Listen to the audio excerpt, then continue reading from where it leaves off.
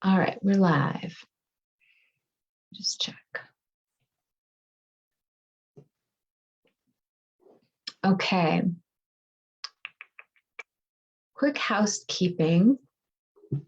Get us live on all the places. Quick housekeeping. If you just joined us, I know a number of people, sorry about that, just joined us. And I just wanted to say a couple things about the series. Okay, we are all live. Let people in the room. Okay, if you just joined us, there are two ways to, I guess there's technically three. There are two ways to catch this series.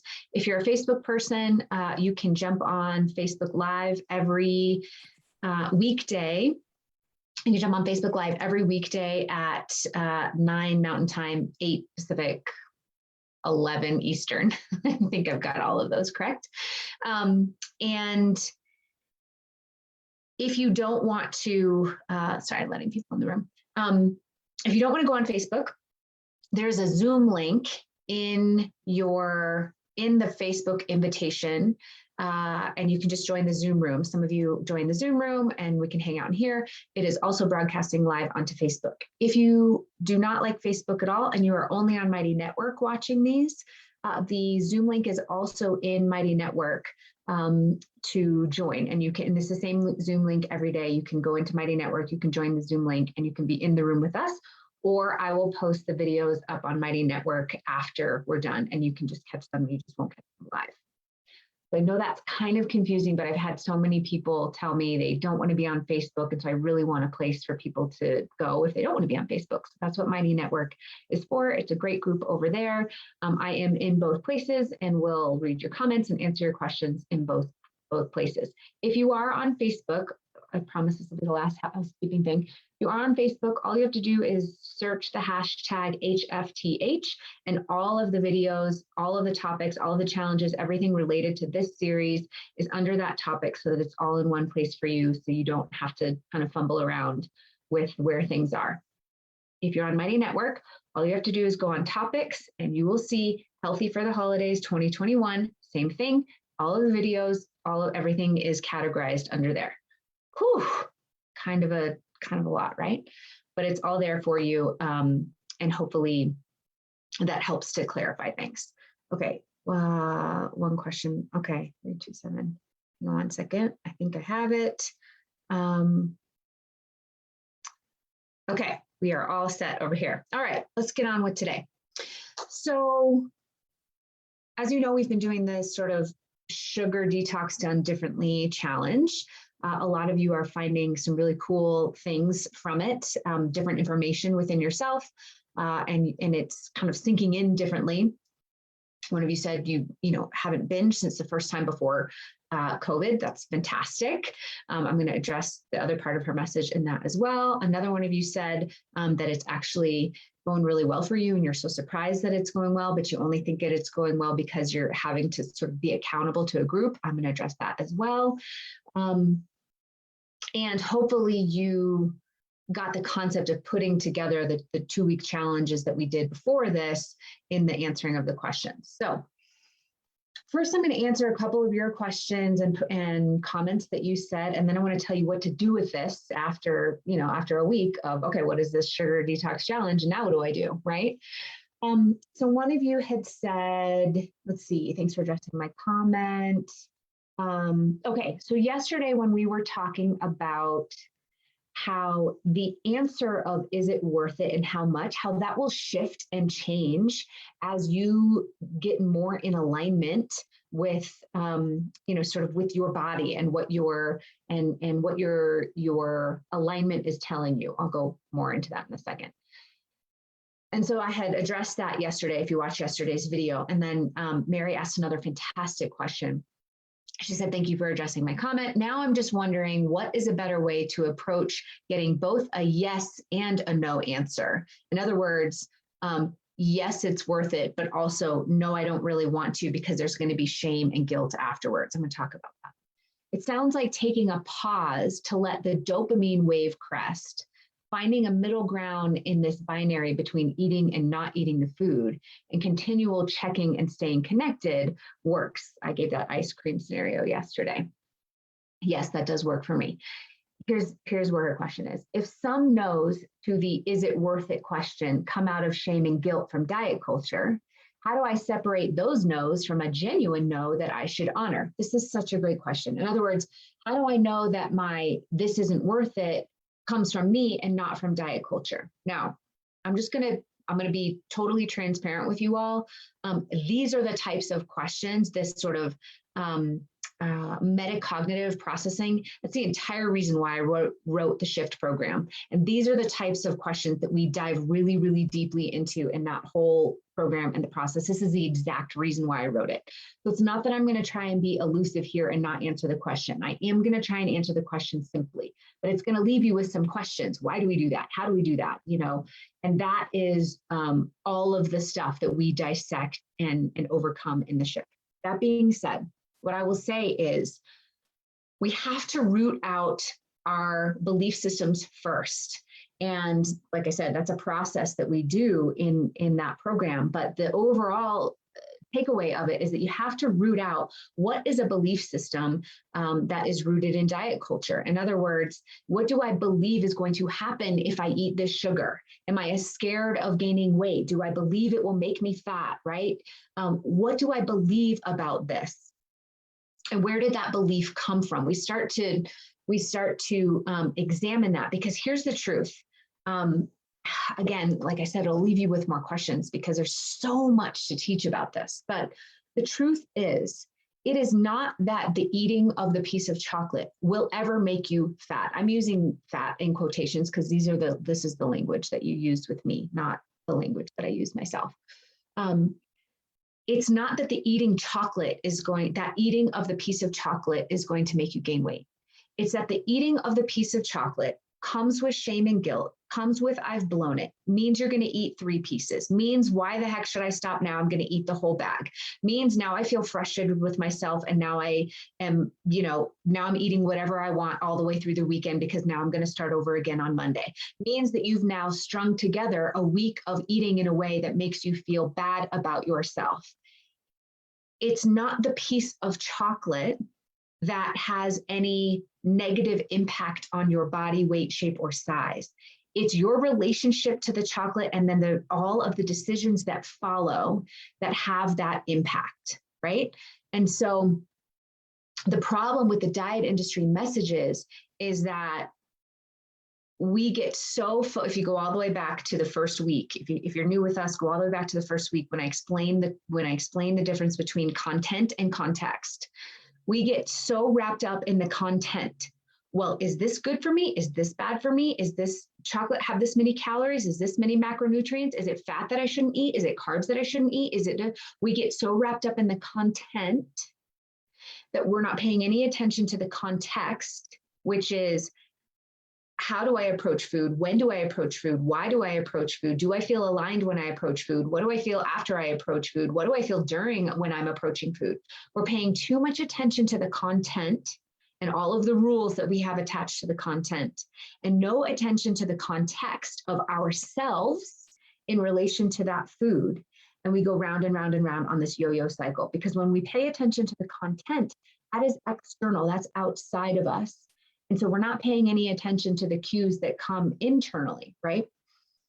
So what we've been talking about this whole week is, okay, I'm going to play with not having sugar.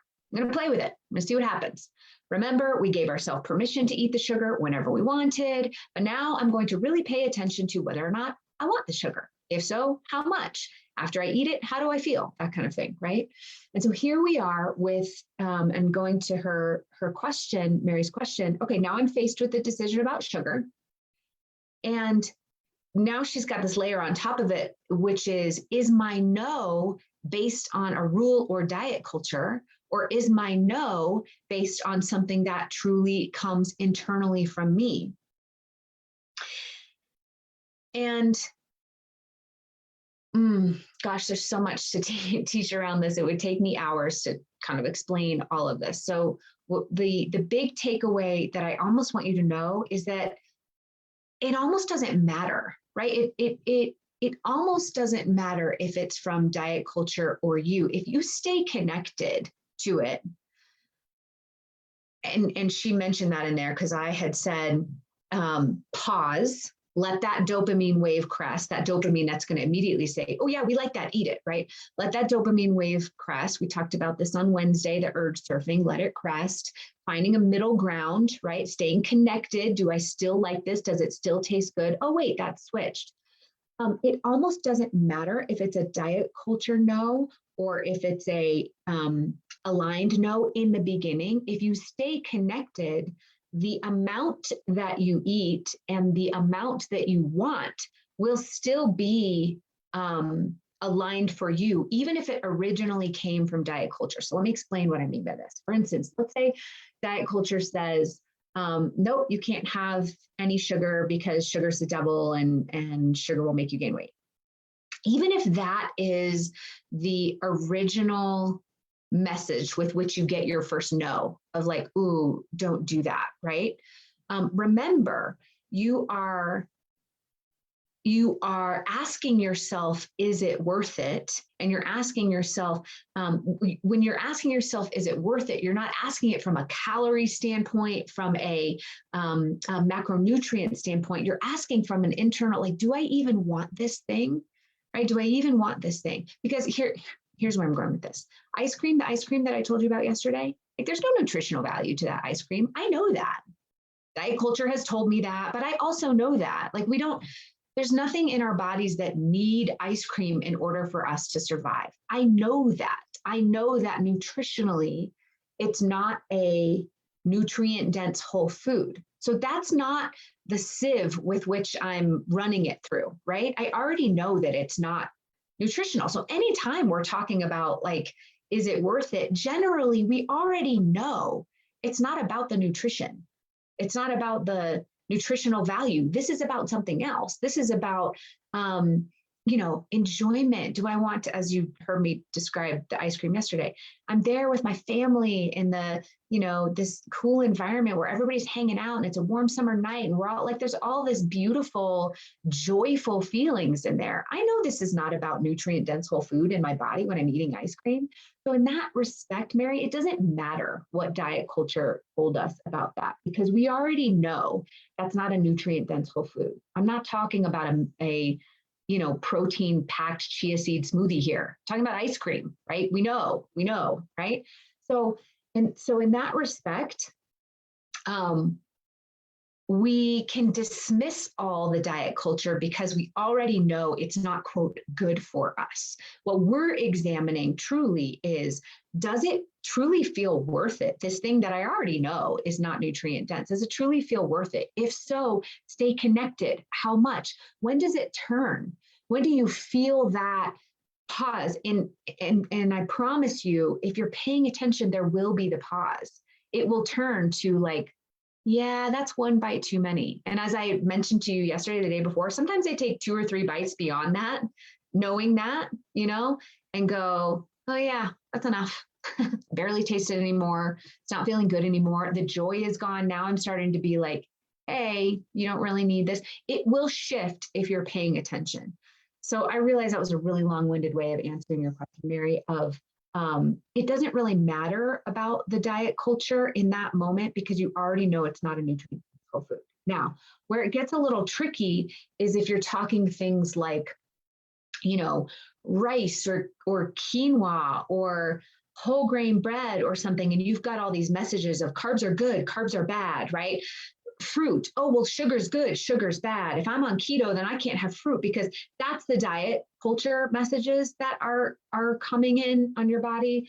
And Mary, I'm just going to say for the sake of today and not going into all of the nuances around this and all of the teaching around this, I'm just going to say that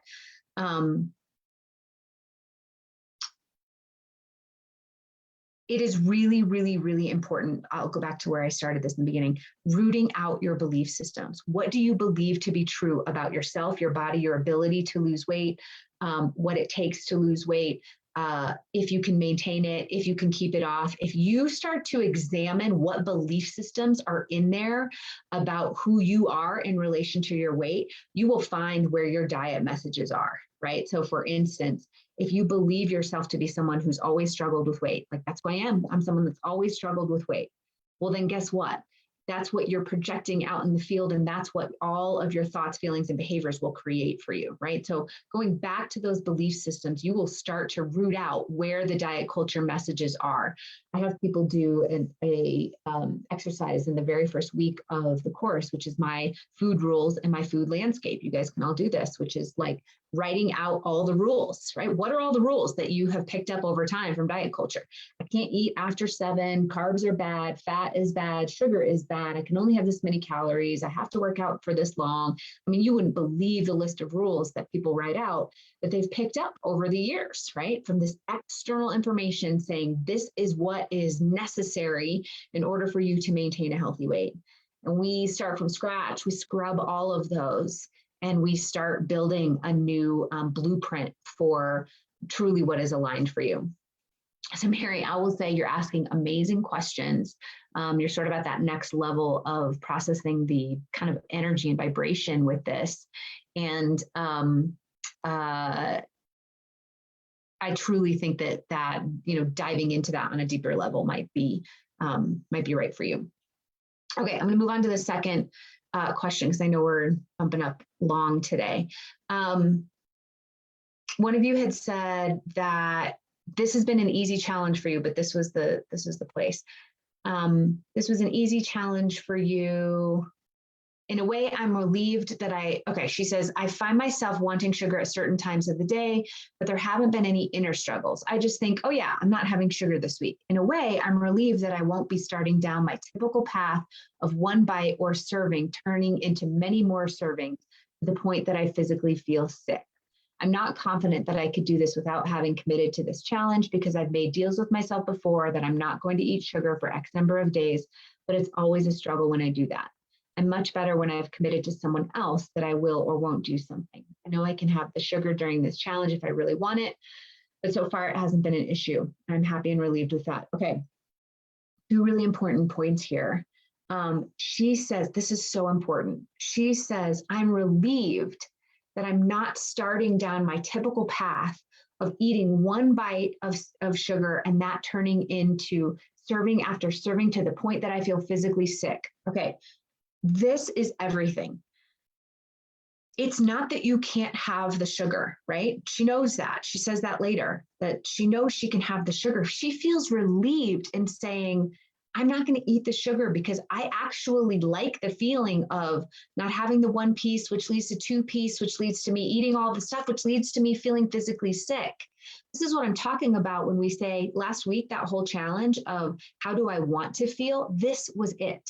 This concept of, it's not that I'm not eating sugar because I can't have it, or I'm restricting myself, or I'm not allowed, or diet culture says I shouldn't. It's I'm not eating sugar because my history and my pattern of getting into the sugar leads me to a place where I end up feeling physically ill. I don't want to do that. I am so fiercely protective of feeling good, not weight or shape or size, but genuinely feeling good, emotionally, physically, mentally, that I'm going to say no to the sugar because I don't like feeling that way, right? That is such a huge shift in the brain of I am so fiercely protective of the fact that I feel better when I don't even start down that path, that I'm not going to start down that path by choice, not by restriction or deprivation, by choice, right? So I just wanted to make that point. And then the other thing that she said is, I'm not confident I could have done this without committing to this challenge.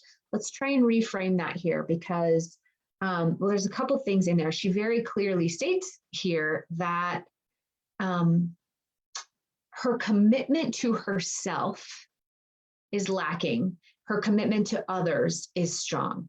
And that's a belief system and identity that we want to work on, right? What is my commitment to myself? How do I feel when I keep my word to myself, right?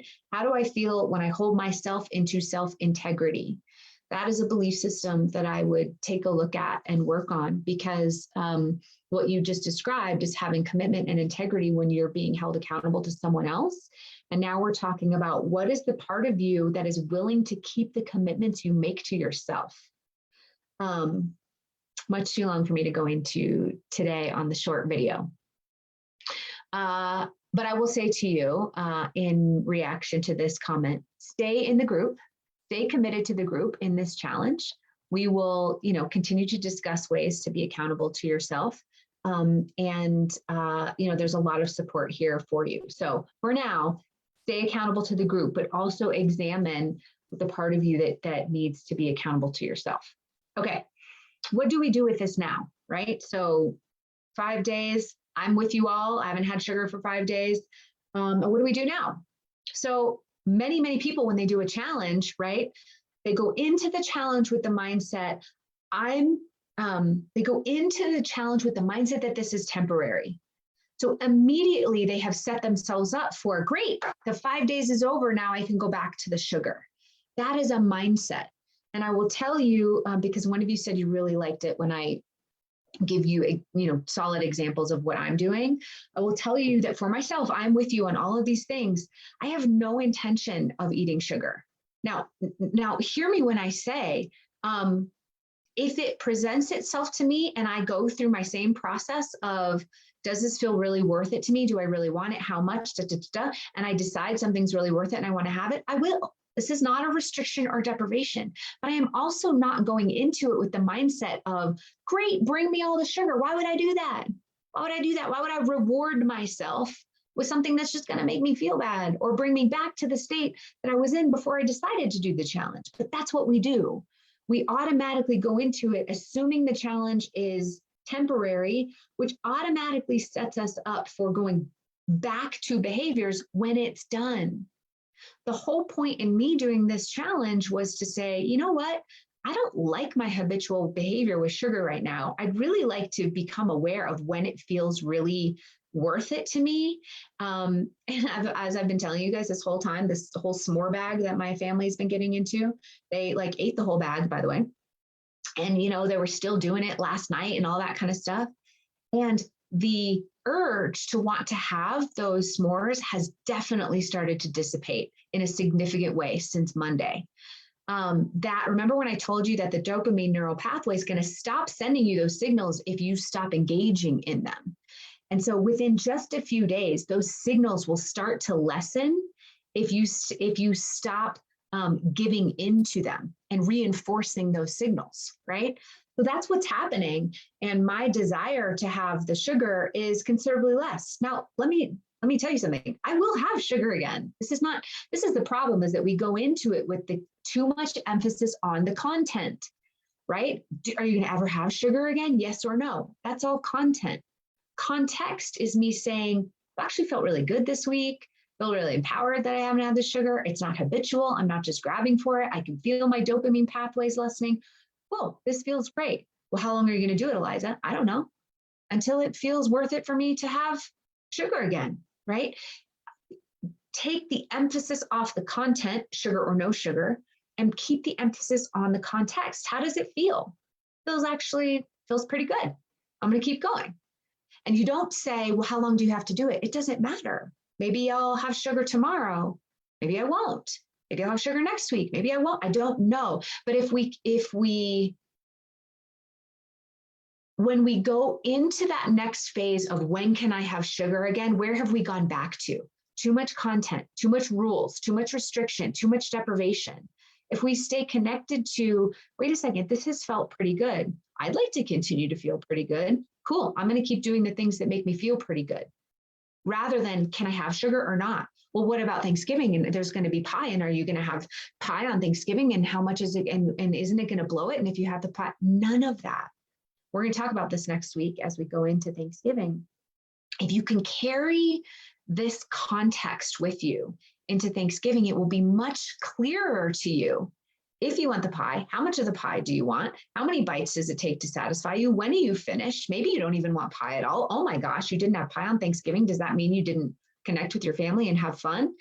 Okay, so we're going to go into all of that next week, but you've built up these last 3 weeks of this sort of resources to stay connected to while you go into Thanksgiving holiday. I went so long today. Sorry, apologies to all of you. There's so much to say about all of this. It's really, side note, it's really hard for me to do these groups and just like throw tidbits at you because I want to go into all of the science and all of the things and all of the tools. But I'm really glad that it's serving you all. I'm going to check here and see if there are questions. Anybody in the Zoom room that has a question, please go ahead and put it in there. Anybody in here have a question? I don't see any. Although it was so strange, yesterday there were comments and I couldn't see them. So I apologize to you guys if there are. You guys are all good in here. Okay, so go into this weekend. Do not create a foregone conclusion of, yes, I'm going to reward myself for feeling so good all week by having all the sugar. Doesn't even make sense. Stay connected, right? Keep asking yourself the question. See when it feels worth it to you. As I said, next week, I will be traveling a little bit. I will go live every day. I'm going to try and do it at 9, but I'll be with my family in the mountains. And so, I'm going to give love to them as well. Next week is the gratitude challenge. It makes perfect sense for Thanksgiving. I'm going to teach you a little bit about the science of gratitude, what it does to our brain chemistry. And then we're going to get ready for Thanksgiving together. And we're going to have a beautiful Thanksgiving where we enjoy family, where we enjoy what's worth it, where we stay connected to our bodies, where we don't set ourselves up to leave feeling like crap because we've overstuffed ourselves, because that's no fun, right? Okay, I'm leaving for real. I will see you guys on Monday. Have a wonderful weekend. Thanks for joining.